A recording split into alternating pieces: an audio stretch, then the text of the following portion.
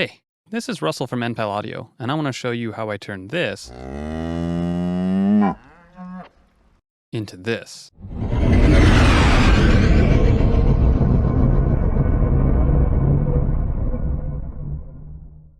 This video was inspired by my first ever sound design assignment in college. Turn the sound of a cow mooing into something completely different. I decided to make a spaceship pass by, but I'm sure it was a very rudimentary take on it. In this video, I'll go over a more in-depth process. I've broken my process down into 6 stages with a mandatory stage 0 of find source material. For this sound, I searched through the Soundly Pro library and found this. Let's get started mangling this moo into machinery. Stage 1, make layers. I started by placing the sample onto a new track and slowing it down until it was approximately the correct length. I unchecked preserve pitch when changing rate, so the sound will get pitched down while I time stretch it. Next, I added some plugins. I started with smashing the sound considerably with a limiter. I like all the noise and texture this brings out of the pitched down sound. I then pitched the sound back up. This introduces artifacting and has a neat timbre. I followed this up with Kilohertz Ensemble, which is essentially a doubler but with more voices and built-in modulation. It plays back copies of the original sound, but slightly delayed and with some phase modulation to keep things from sounding metallic. At this point, I thought I had something kind of neat. I liked the rumbliness of it, and I thought that with some other effects applied and panning that it could be useful. So I rendered it out. Instead of placing it on a new track, I played it back on the same track I had all the plugins on, and it sounded like this.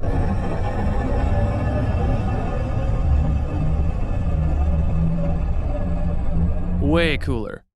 So I rendered it a second time before moving it to a new track.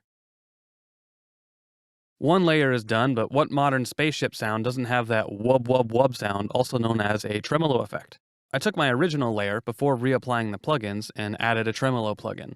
Rendered that out and played it back to hear with the effects applied a second time. Neat! Another layer done. Now on to stage 2, Doppler.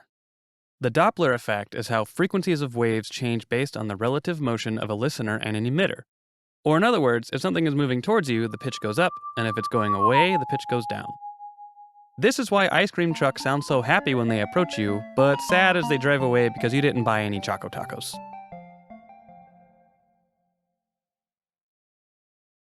I used Tonsturm's Spin Tracer, for no reason other than that I just picked it up on sale for Black Friday. You can get a similar effect with many other plugins. You could even simulate the Doppler effect yourself by drawing in pitch and volume automation. I played around with it several times while recording Reaper's output with the Rolling Sampler plugin. Alternatively, you could route the output of this track to a new one and record that way, or you could record automation and tweak until you like the result. Here's what I ended up with. I repeated this once more with the tremolo layer. This brings us to stage 3. Make the sandwich! Stack the layers. Layer 1 and layer 2 are simply the 2 layers from the last stage. This third layer is a copy of layer 1, but pitched down 1 whole octave or 12 semitones.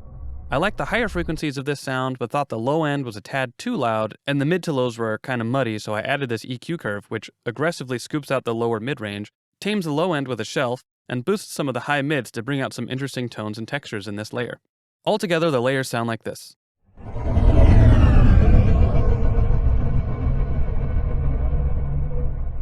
And like every good sandwich, we need some sauce.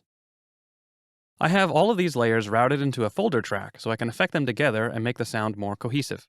The current sound is good but feels kind of dull and isn't as aggressive as a spaceship should be. To remedy this, I did some multiband distortion with Kilohertz Multipass. I loaded up the default empty preset and placed a distortion module on the midband. I really wanted that cool, distorted rocket ship noise, so I played with the distortion until reaching this.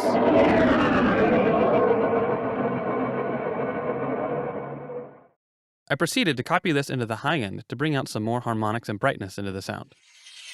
Then I copied it again into the low band and brought in a ton of saturation for that air ripping effect.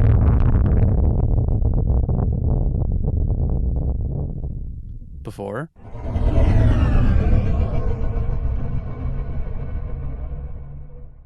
After.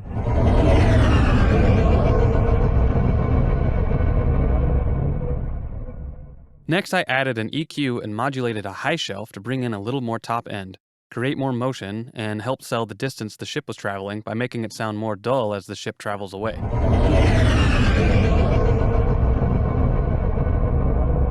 Last, I slapped Soothe 2 on the chain to knock out some of those harsh frequencies made by so much distortion and high frequency boosting.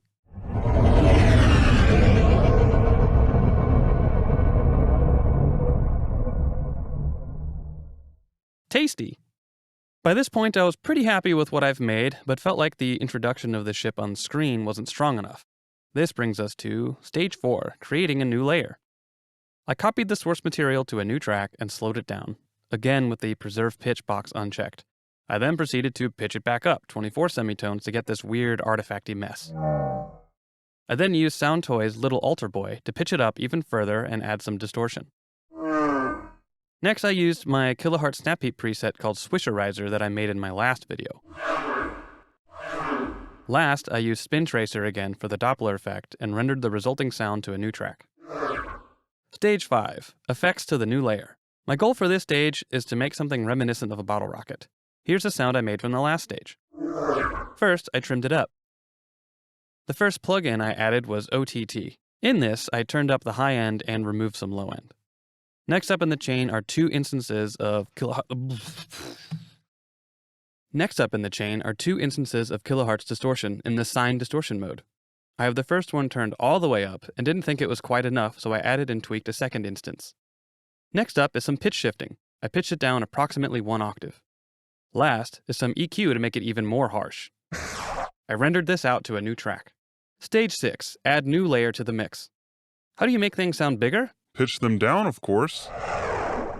I slowed the sound down to a little less than half the normal speed. Then I just messed with the panning and volume until it felt right in the mix with the layers I made in Stage 3. And that's all.